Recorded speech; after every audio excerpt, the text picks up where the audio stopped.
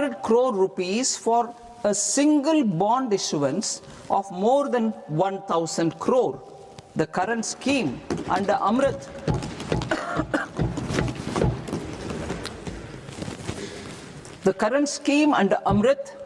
which incentivizes issuances up to 200 crores only, will also continue to support smaller and medium towns. That will also continue to support the smaller and medium towns. Ease of doing business. Individual persons resident outside India, PROI, will be permitted to invest in equity instruments of listed Indian companies through the Portfolio Investment Scheme. It is also proposed to increase the investment limit for an individual PROI under the scheme from 5% to 10%, with an overall investment limit for all individual PROIs to 24% from the current 10%. Emerging technologies including AI. 21st century is technology driven. Adoption of technology is for the benefit of all people. Farmers in the field, women in STEM, youth keen to upskill, and Divyangjan to access newer opportunities. The government has taken several steps to support new technologies through AI Mission, National Quantum Mission, Anusandhan National Research Fund, and Research and Development and Innovation Fund. Our second kartavya is to fulfill aspirations and build capacities. Close to 25 crore individuals have come out of multi-dimensional poverty through a decade of our government's sustained and reform-oriented efforts.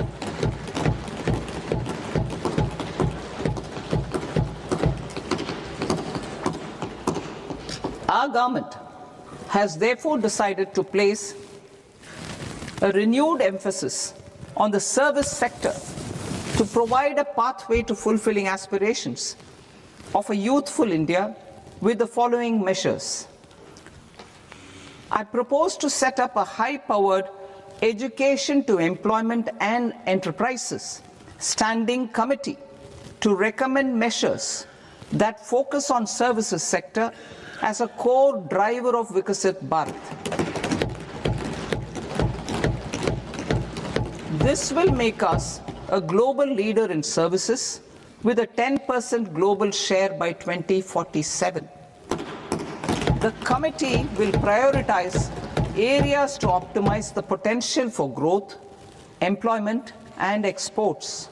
They will also assess the impact of emerging technologies, including AI, on jobs and skill requirements and propose measures thereof. To create a range of skilled career pathways, a new range of skilled career pathways for our youth, I propose interventions in the following sectors. Health. Existing institutions for allied health professionals will be upgraded and new AHP institutions established in private and government sectors. This will cover 10 selected disciplines, including optometry, radiology, anesthesia, OT technology, applied psychology and behavioral health, and add 1 lakh AHPs over the next 5 years. A strong care system covering geriatric and allied care services will be built. A variety of NSQF-aligned programs will be developed to train multi-skilled caregivers, combining core care and allied skills such as wellness, yoga, and operation of medical assistive devices. In the coming year, 1.5 lakh caregivers will be trained.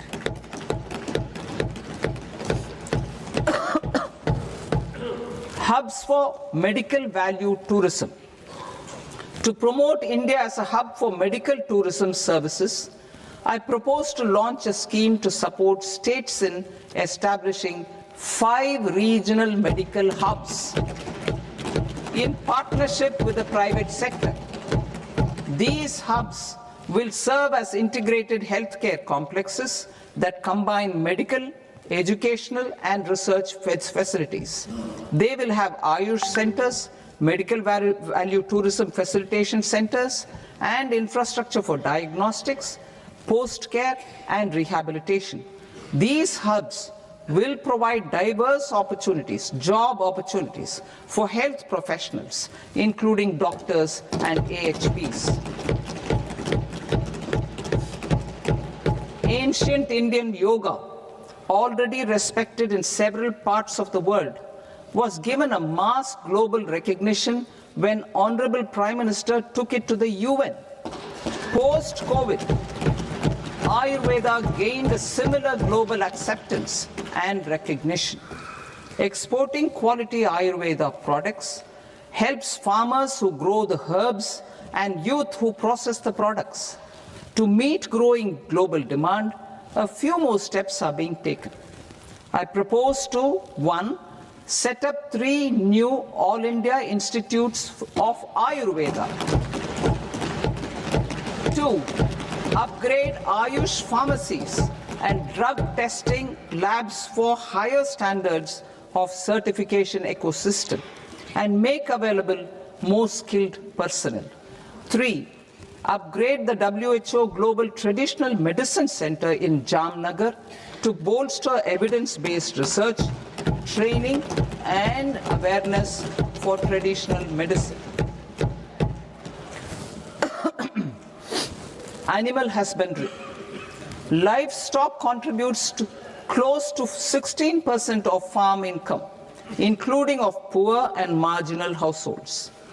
To scale up availability of veterinary professionals by more than 20,000, I propose to roll out a loan-linked capital subsidy support scheme for establishment of veterinary and para-veterinary colleges, veterinary hospitals, diagnostic laboratories, and breeding facilities in private sector. Collaboration between Indian and foreign institutions will also be facilitated. Orange economy. India's animation, visual effects, gaming and comics sector, AVGC sector, is a growing industry projected to require 2 million professionals by 2030. I propose to support the Indian Institute of Creative Technologies, Mumbai, in setting up AVGC content creator labs in 15,000 secondary schools all over the country and 500 colleges. The Indian design industry is expanding rapidly, and yet there is a shortage of Indian designers. I propose to establish, through Challenge Route, a new National Institute of Design to boost design education and development in the eastern region of India. Education. Our government will support states through Challenge Route in creating 5 university townships in the vicinity of major industrial and logistics corridors. These planned academic zones will host multiple universities, colleges and research institutions, skill centers and residential complexes. In higher education, STEM institutions, prolonged hours of study and laboratory work pose some challenges for girl students. Through VGF, Viability Gap Funding and capital support, 1 girls' hostel will be established in every district.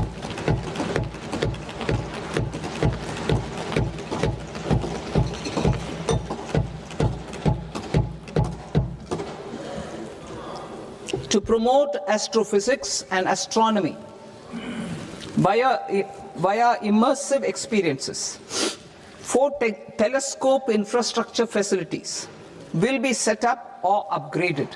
the National Large Solar Telescope, the National Large Optical Infrared Telescope, the Himalayan Chandra Telescope, and the Cosmos 2 Planetarium. Tourism.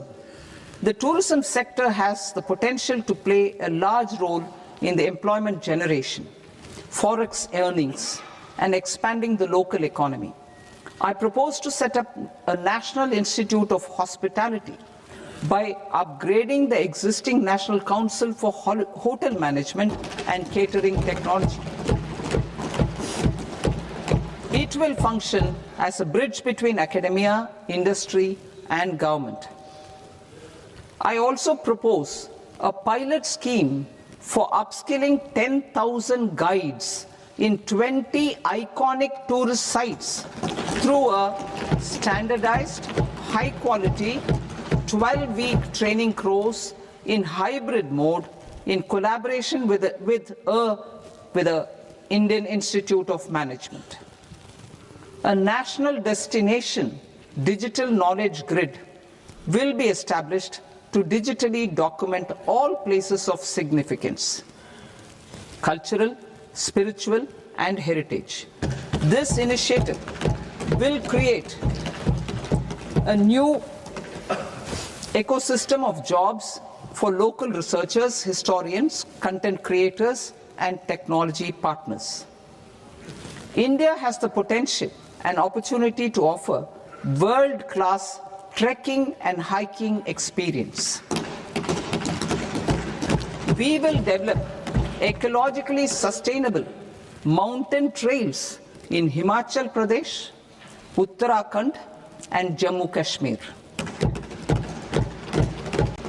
Also in Araku Valley in the Eastern Ghats and Podigai Malai in the Western Ghats. Turtle trails along key nesting sites in the coastal areas of Odisha, Karnataka, and Kerala. And 3 bird watching trails along the Pulikat Lake in Andhra Pradesh, Tamil Nadu. It's on the border. Under the visionary leadership of Honorable Prime Minister, we established the International Big Cat Alliance in 2024. This year, India is hosting the first ever Global Big Cat Summit, where heads of governments and ministers from 95 range countries will deliberate on collective strategies for conservation. Heritage and culture tourism. I propose to develop 15 archaeological sites, including Lothal, Dolavira, Rakigadi, Adichanallur, Saranath, Hastinapur, and Leh Palace into vibrant experiential cultural destinations. Excavated landscapes will be open to the public through curated walkways. Immersive storytelling skills and technologies will be introduced to help conservation labs, interpretation centers, and guides. The sports sector provides multiple means of employment, skilling, and job opportunities. Taking forward the systematic nurturing of sports talent which is set in motion through the Khelo India program earlier, I propose to launch a Khelo India mission to transform the sports sector over the next decade. The mission will facilitate an integrated talent development pathway supported by training centers which are foundational, intermediate, and elite levels. B, systematic development of coaches and support staff. C, integration of sports science and technology. D, competitions and leagues to promote sports culture and provide platforms. And E, development of sports infrastructure for training and competition. Our third Kartavya aligns with our vision of Sabka Saath, Sabka Vikas towards Vikasit Bharat. This requires targeted efforts for 1, increasing farmer incomes through productivity enhancement and entrepreneurship, with special attention to small and marginal farmers. B. Empowering Divyangjan through access to livelihood opportunities, training, and high-quality assistive devices. C. Empowering the vulnerable to access mental health and trauma care. D. Focus on the Purvodaya states and the Northeast region to accelerate development and employment opportunities. Fisheries. We will undertake initiatives for integrated development of 500 reservoirs and Amrit Sarovars. 2. Strengthen the fisheries value chain in coastal areas and enable market linkages involving startups and women-led groups together with fish farmer producer organizations. Animal husbandry. To provide quality employment opportunities in rural and peri-urban areas, we will support the animal husbandry sector in entrepreneurship development through A. A credit-linked subsidy program, B. Scaling up and modernization of livestock enterprises, C. Enhanced creation of livestock, dairy, and poultry Enhanced creation of livestock, dairy, and poultry-focused integrated value chains. And D. Encourage creation of livestock farmer-producer organizations. High-value agriculture. To diversify farm outputs, increase productivity, enhance farmers' incomes, and create new employment opportunities, we will support high-value crops such as coconut, sandalwood, cocoa, cashew in the coastal areas, agar trees in northeast, and nuts such as almonds, walnuts, and pine nuts in our hilly regions. All of them will be supported. India is the world's largest producer of coconuts. About 30 million people, including nearly 10 million farmers, depend on coconuts for their livelihood. To further enhance competitiveness in coconut production, I propose a coconut promotion scheme to increase production and enhance productivity through various interventions, including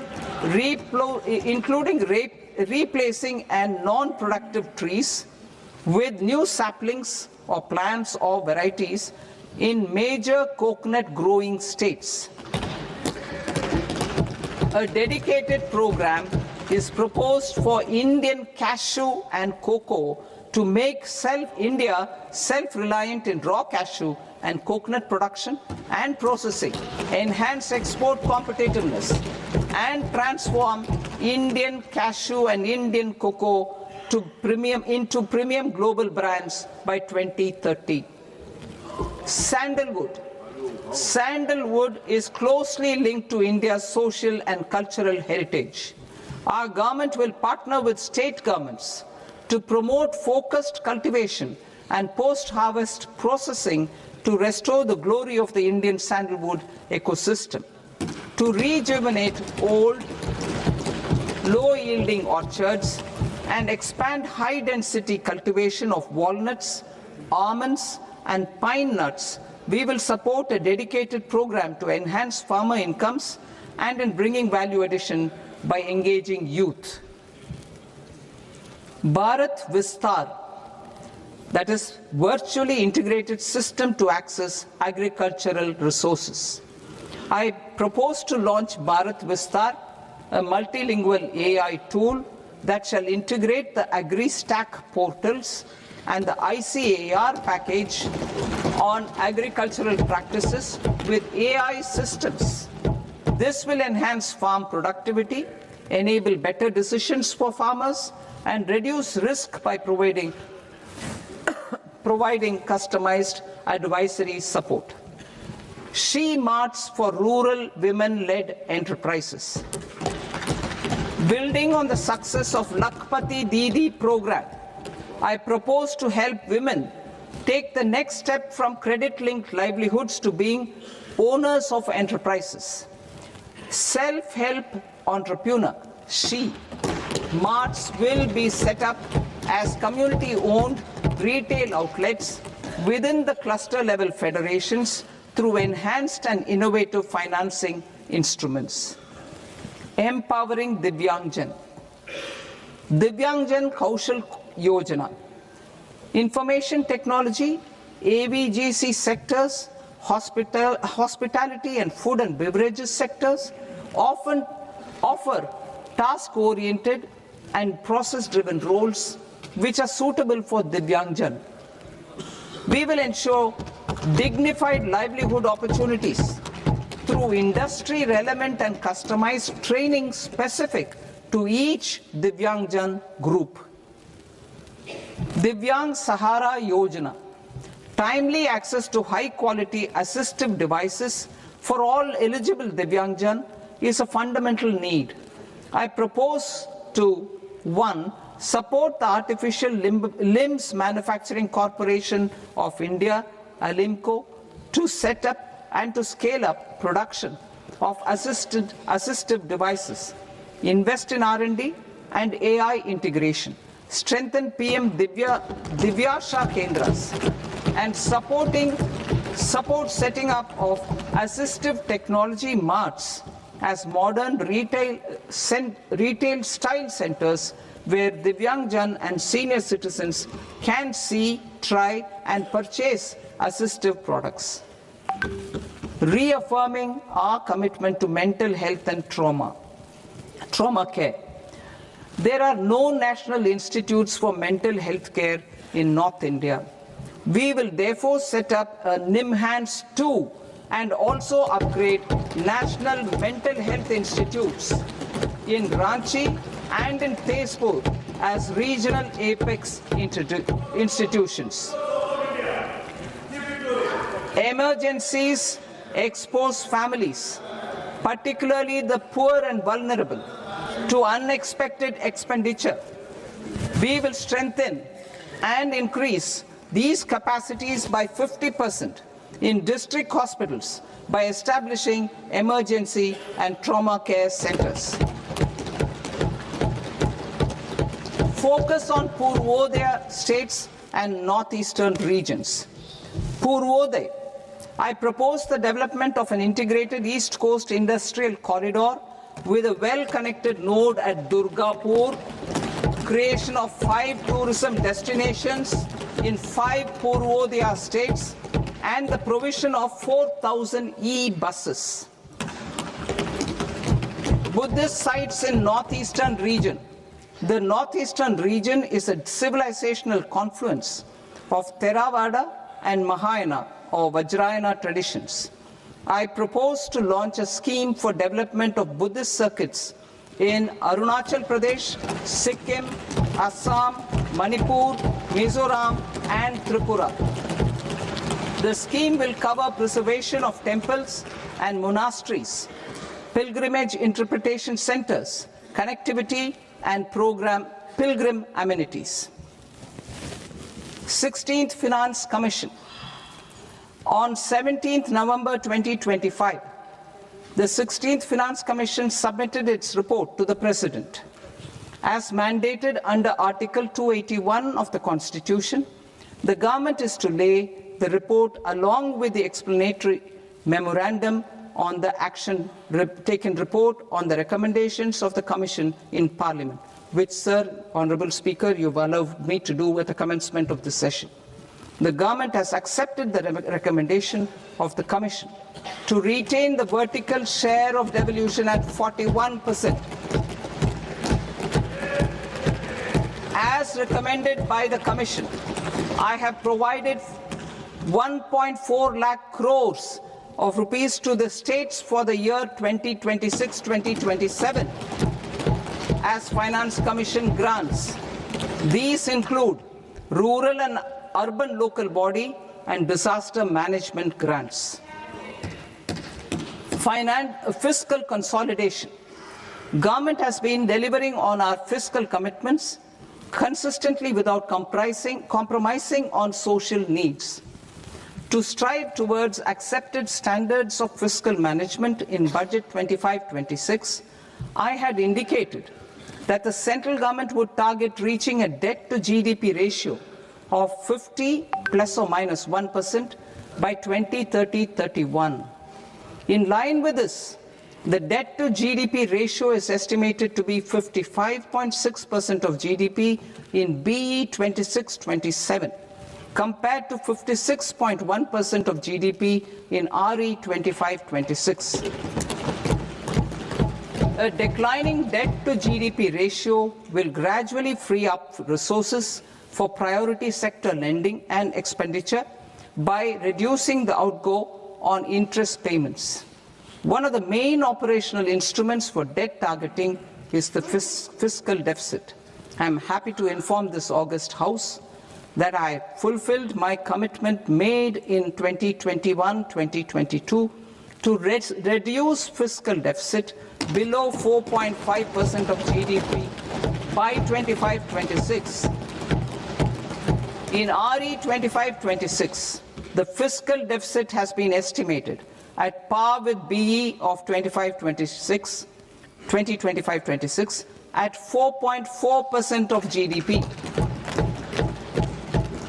In line with the new fiscal prudence path of debt consolidation, the fiscal deficit in BE 26-27 is estimated to be 4.3% of the GDP.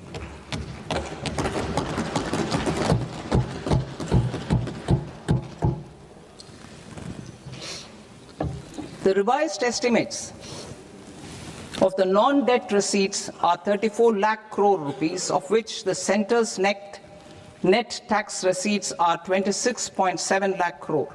The revised estimate of the total expenditure is 49.6 lakh crore rupees, of which the capital expenditure is about 11 lakh crores.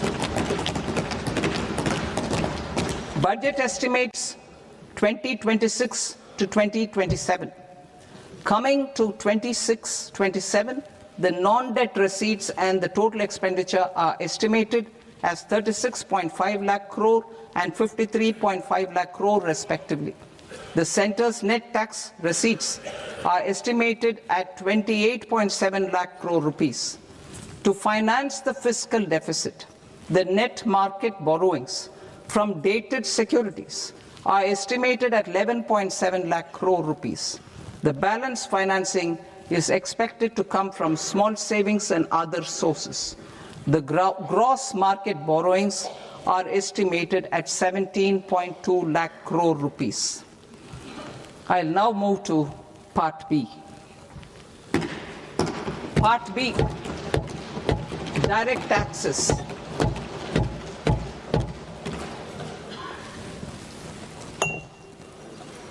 Honorable Speaker, sir, I now present my proposals on direct taxes.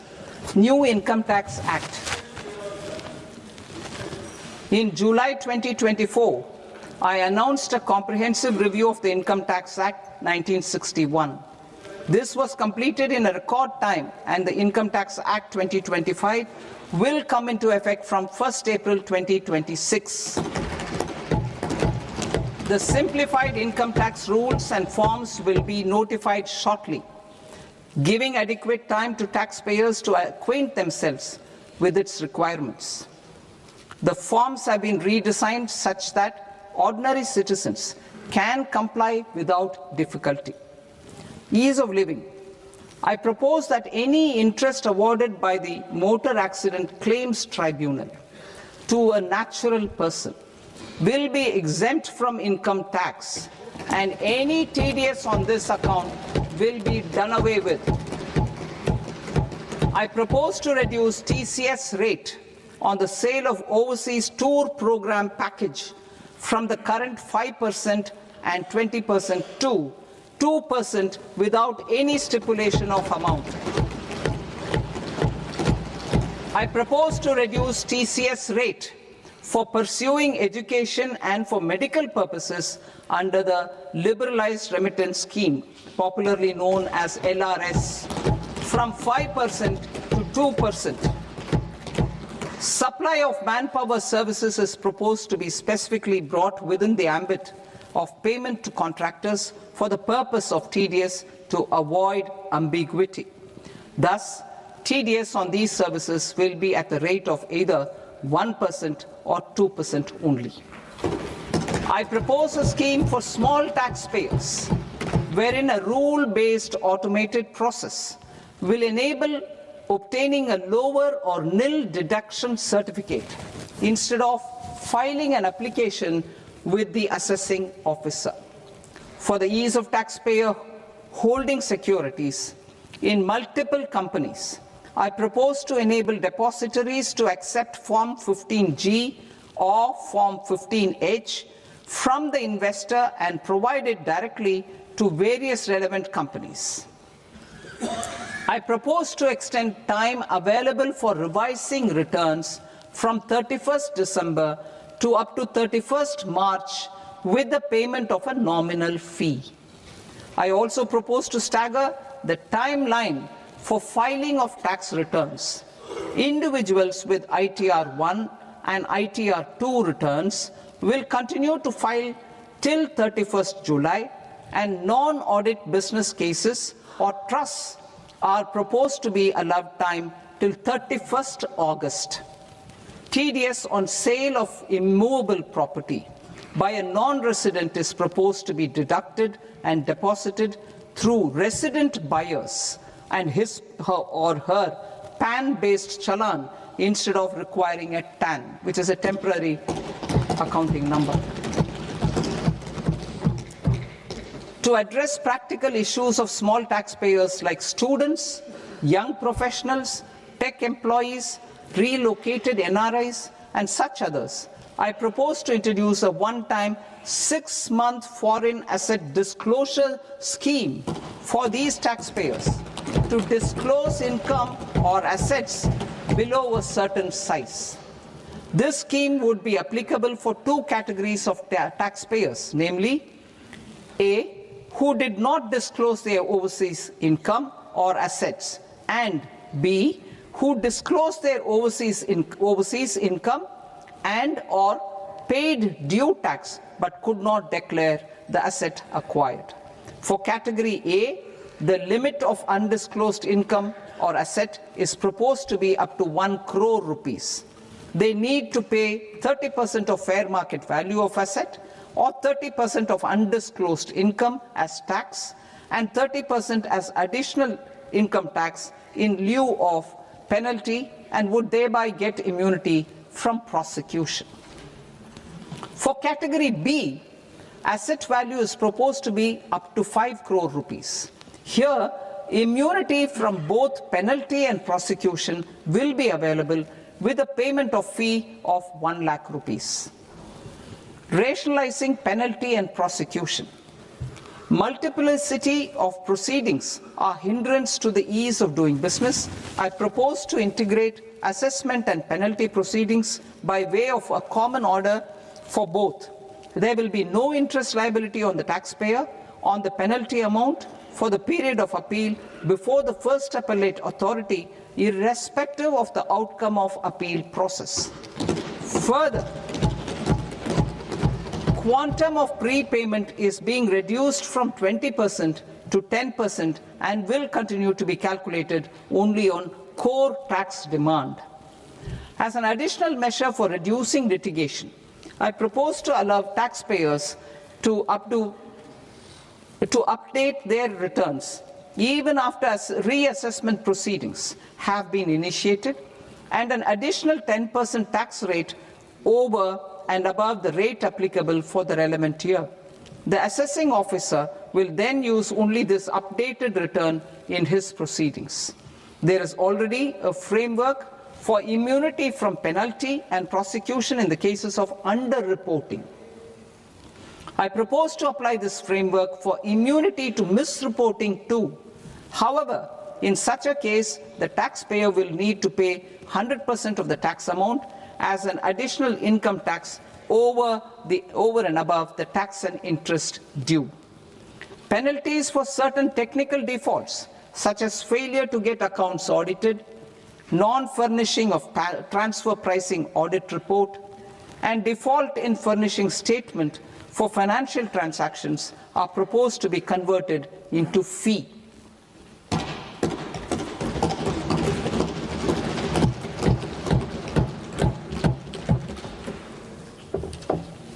propose to rationalize prosecution framework under Income Tax Act while maintaining a careful balance for deterrence in some serious offence.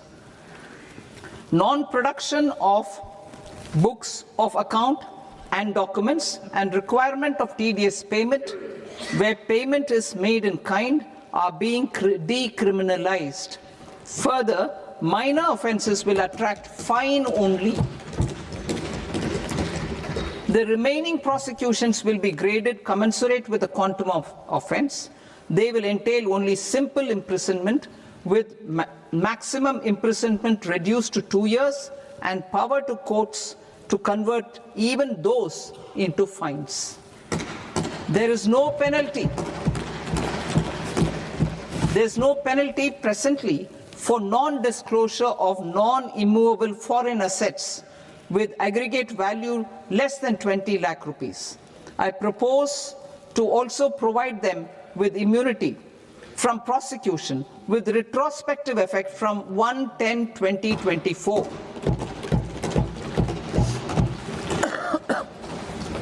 Cooperatives. Deduction is already allowed to a primary cooperative society engaged in supplying milk, oilseeds, fruits or vegetables raised or grown by its members. I propose to extend this deduction to also include supply of cattle feed and cotton seed produced by its members. I propose to allow inter-cooperative society dividend income as deduction under the new tax regime to the extent it is further distributed to its members. I further propose to allow exemption for a period of 3 years to dividend income received by a notified national cooperative federation on their investments made in companies up to 31/1/2026.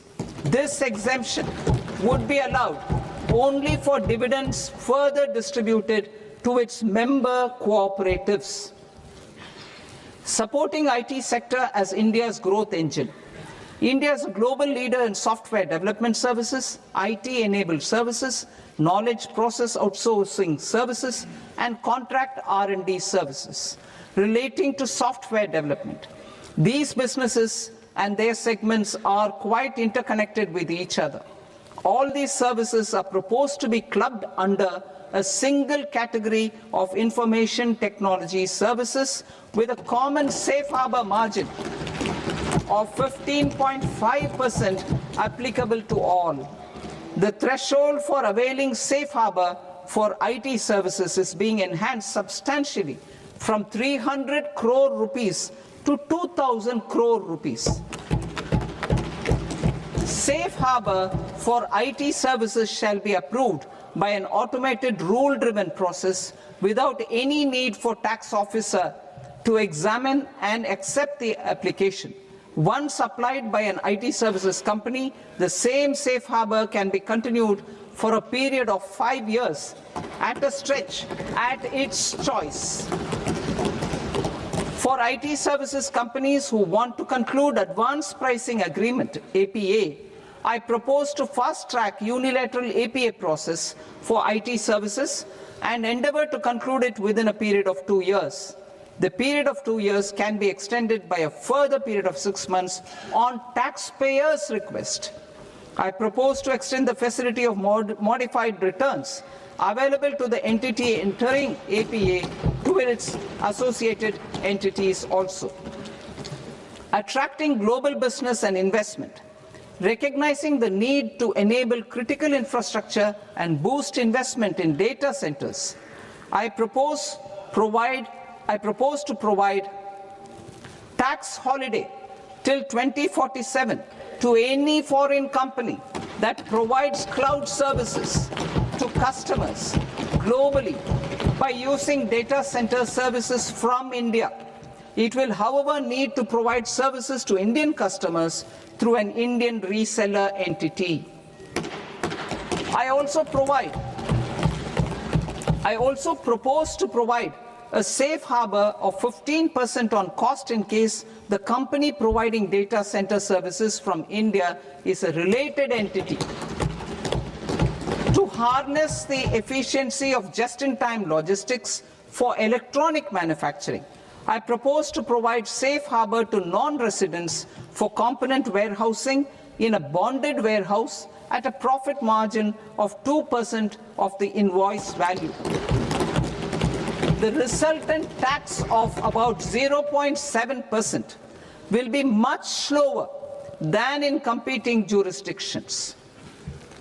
To provide fillip to toll manufacturing in India, I propose to provide exemption from income tax for 5 years to any non-resident who provides capital goods, equipment, or tooling to any toll manufacturer in a bonded zone. To encourage vast pool of global talent to work in India for a longer period of time, I propose to provide exemption to global, non-India sourced income of a non-resident expert for a stay period of 5 years under notified schemes. I propose to provide exemption from minimum alternate tax, the MAT, to all non-residents who pay tax on presumptive basis. Tax administration.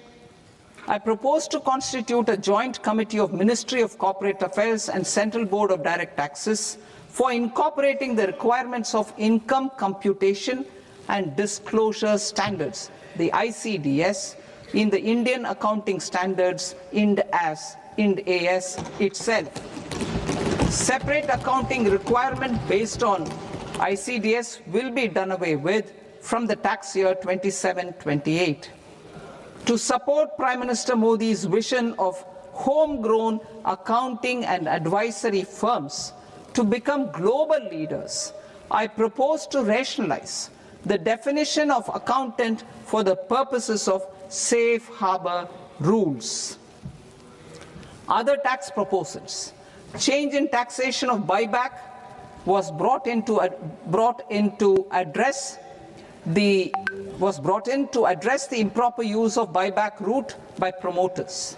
In the interest of minority shareholders, I propose to tax buyback for all types of shareholders as capital gains. However, to disincentivize misuse of tax arbitrage, promoters will pay an additional buyback tax. This will make effective tax 22% for corporate promoters. For non-corporate promoters, the effective tax will be 30%. TCS rate for sellers of specific goods, namely alcoholic liquor, scrap, and minerals, will be rationalized to 2%, and that on tendu leaves will be reduced from 5% to 2%. I propose to raise the STT on futures to 0.05% from the present 0.02%. STT on options premium and exercise of options are both proposed to be raised to 0.15% from the present rate of 0.1% and 0.125% respectively. We reformed the taxation landscape for corporates in 2019 by providing them a simplified regime with lower tax rate so that they could productively focus on business rather than on claim of deductions and exemptions. To encourage companies to shift to the new regime, set off of brought forward MAT credit, minimum alternate tax credit, is proposed to be allowed to companies only in the new regime. Set off using available MAT credit is proposed to be allowed to an extent of 1/4 of the tax liability in the new regime. MAT is proposed to be made final tax, so there will be no further credit accumulation from 1st April 2026.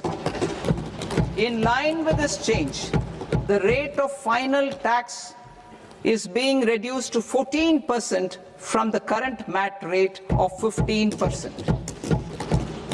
The brought forward MAT credit of taxpayers accumulated till 30th March 2026 will continue to be available to them for set-off as above. Indirect taxes. I shall now take up proposals related to indirect taxes. My proposals for customs and central excise aim to further simplify the tariff structure, support domestic manufacturing, promote export competitiveness, and correct inversion in duty. To continue weeding out long-continuing customs duty exemptions, I propose to remove certain exemptions on items which are being manufactured in India or where the imports are negligible. Similarly, to further simplify the process of ascertaining the rate of duty applicable on a particular item, I propose to incorporate certain effective rates in various customs notifications to the tariff schedule itself. I shall now take up sector-specific proposals. Promotion of exports of marine, leather, and textile products. I propose to increase the limit for duty-free imports of specified inputs used for processing seafoods for export from the current 1% to 3% of FOB value of the previous year's export turnover. I also propose to allow duty-free imports of specified inputs, which is currently available for exports of leather or synthetic footwear, to exports of shoe uppers as well. I propose to extend the time period for export of final product from the existing 6 months to 1 year for exporters of leather or textile garments, leather or synthetic footwear, and other leather products. Energy transition and security. I propose to extend the basic customs duty exemption given to capital goods used for manufacturing lithium-ion cells for batteries to those used for manufacturing lithium-ion cells for battery energy storage systems also. I propose to exempt basic customs duty on import of sodium antimonate for use in manufacture of solar glass. Nuclear power. I propose to extend the existing basic customs duty exemption on imports of goods required for nuclear power projects till the year 2035 and expand it for all nuclear plants irrespective of their capacity. Critical minerals. It is proposed to provide basic customs duty exemption to the import of capital goods required for the processing of critical minerals in India. Biogas blended CNG. I propose to exclude the entire value of biogas while calculating the central excise duty payable on biogas blended CNG. Civil and defense aviation. I propose to exempt basic customs duty on components and parts required for the manufacture of civilian training and other aircrafts. It is proposed to exempt basic customs duty on raw materials imported for the manufacture of parts of aircraft to be used in maintenance, repair, or overall requirements by units in the defense sector. Electronics. To deepen value addition in the consumer electronics sector, I propose to exempt basic customs duty on specified parts used in the manufacture of microwave ovens. Special economic zone. To address the concerns arising about utilization of capacity by manufacturing units in the special economic zones due to global trade disruptions, I propose as a special one-time measure to facilitate sales by eligible manufacturing units in SEZs to the domestic tariff area at concessional rates of duty. The quantity of such sales will be limited to a prescribed proportion of their exports. Necessary regulatory changes will be undertaken to operationalize the measures while ensuring level playing field for the units working in the DTA. Ease of living. To rationalize the customs duty structure for goods imported for personal use, I propose to reduce the tariff rate on all dutiable goods imported for personal use from 20% to 10%.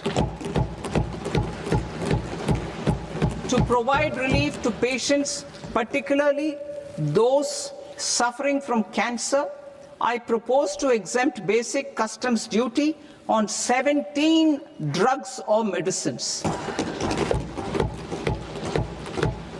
I propose also to add 7 more rare diseases for the purposes of exempting import duties on personal imports of drugs, medicines, and food for special medical purposes used in their treatment.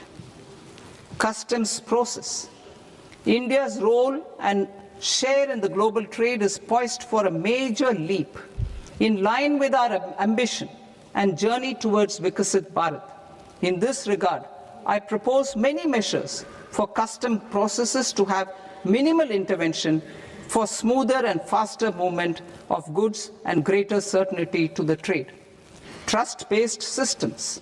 I propose to enhance duty deferral period for Tier 2 and Tier 3 authorized economic operators, known as AEOs, from 15 days to 30 days. I propose to provide eligible manufacturer importers the same duty deferral facility.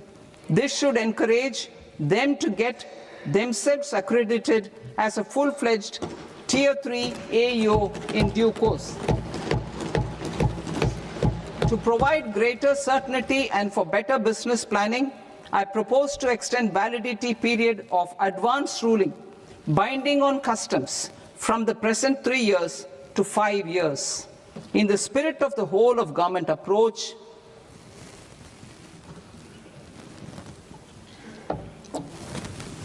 government agencies will be encouraged to leverage AEO accreditation for preferential treatment in clearing their cargo.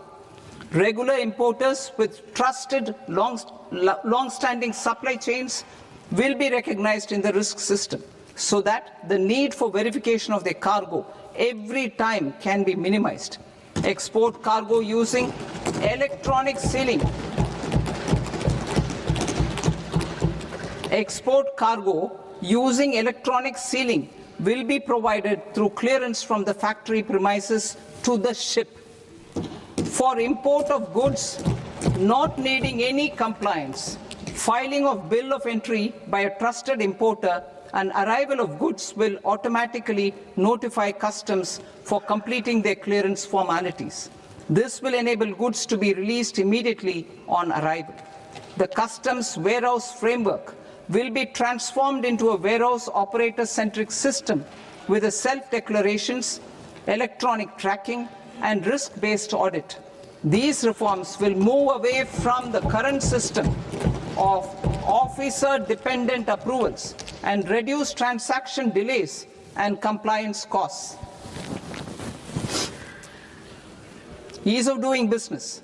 Approvals required for cargo clearance from various government agencies will be seamlessly processed through a single and interconnected digital window by the end of the financial year.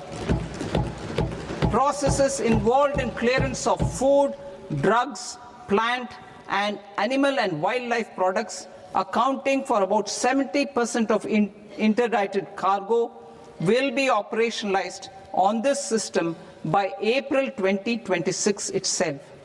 For goods not having any compliance requirement, clearance will be done by customs immediately after online registration is completed by the importer, subject to the payment of duty. Customs integrated system will be rolled out in 2 years as a single integrated and scalable platform for all customs processes. Utilization of non-intrusive scanning with advanced imaging and AI technology for risk assessment will be expanded in a phased manner with the objective to scan every container across all the major ports. New export opportunities to support Indian fishermen to fully harness the economic value of marine resources beyond our territorial waters. The following measures will be taken. A. Fish catch by an Indian fishing vessel in exclusive economic zone or on the high seas will be made free of duty. Landing of such fish on foreign port will be treated as export of goods. Safeguards will be put in place to prevent misuse during fish catch, transit or transshipment.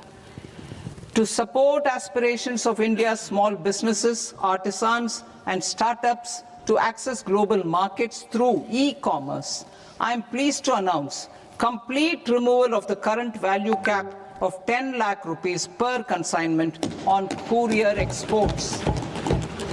In addition, handling of rejected and returned consignments will be improved with effective use of technology for identifying such consignments. I propose to revise provisions governing baggage clearance during international travel to address genuine concerns of passengers. The revised rules will enhance duty-free allowances in line with the present-day travel realities and provide clarity in temporary carriage of goods brought in or taken out. There are honest taxpayers who are willing to settle disputes by paying all their dues, but they get deterred due to negative connotation associated with penalty.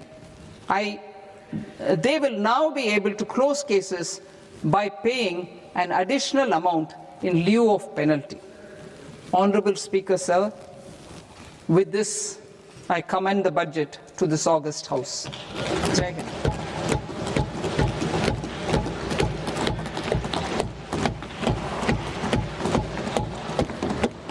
One and a half hours. Item number 3, माननीय वित्त मंत्री जी.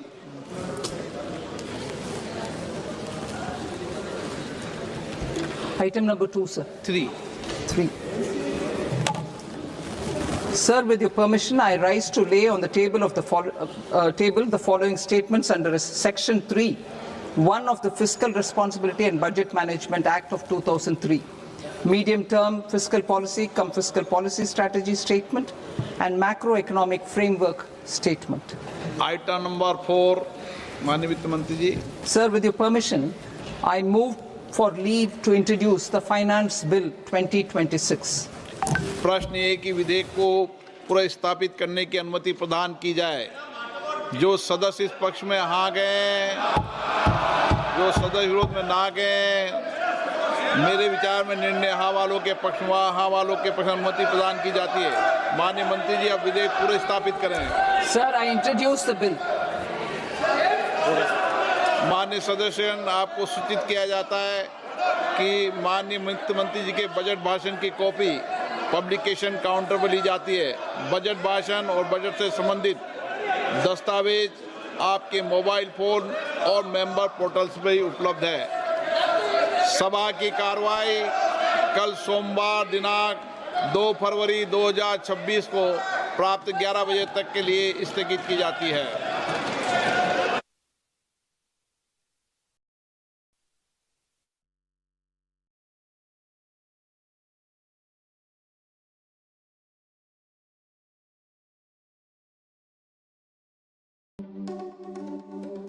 At GoDaddy, we know your website is the center of your online business. Help protect it from online threats with website security. Every GoDaddy plan comes with an SSL certificate that'll protect your customers' sensitive data, along with daily malware scans and a firewall, all of which you can manage from one place. A protected site will also help your search ranking. Get peace of mind for your online business today with GoDaddy.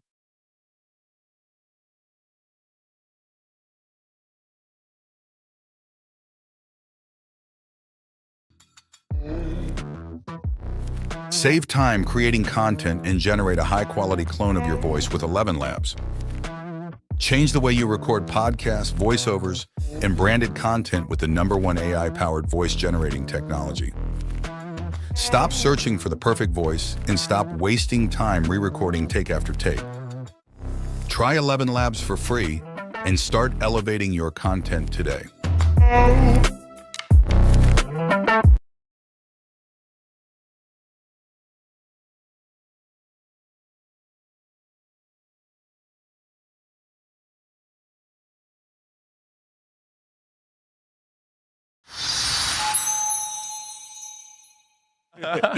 아니 기본적으로 거긴 일하러 온 공간이잖아. 자기가 제 발로 누가 끌고 와서 강제 노동을 시키는 게 아니잖아. 그러면 이게 어쨌든 간에 그 회사의 분위기라는 게 있고 이를테면 그 회사가 되게 리버럴한 분위기여서 그렇게 해도 되는 분위기면 그러면 그냥 뭐 반바지 입고 상관없지만 출근하고.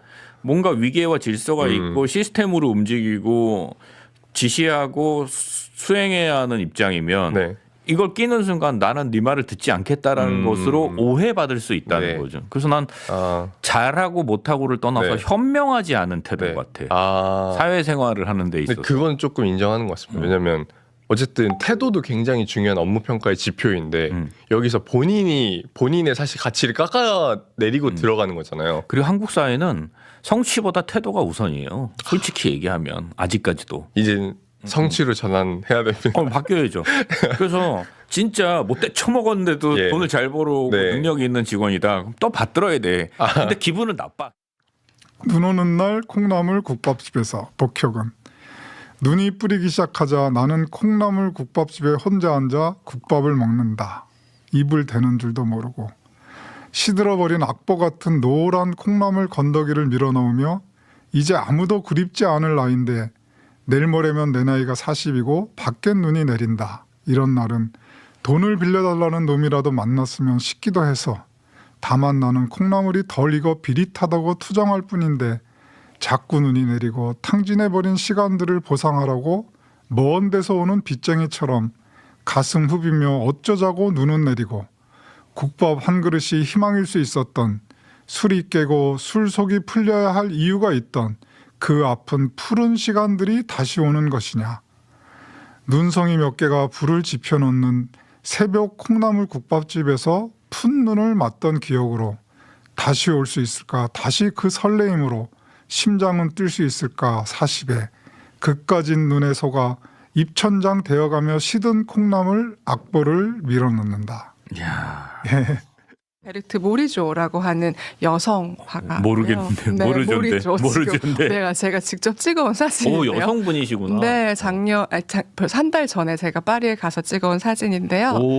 여성 인상파 화가이고 8번 중에 7번을 참석을 했는데 혹시 왜 한 번을 빠졌을까 유추가 되시는 이유가 있을까요?